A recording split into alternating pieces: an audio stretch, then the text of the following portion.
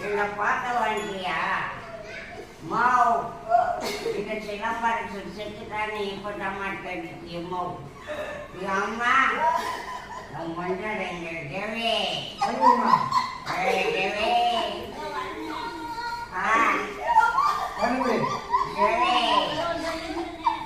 நம்ம மாமனை பார்க்க வேண்டிய நம்ம மாமனை நம்பி நான் வாழ்ந்தேன் நம்பி நீ வாழ்ந்துட்டேன் தேவே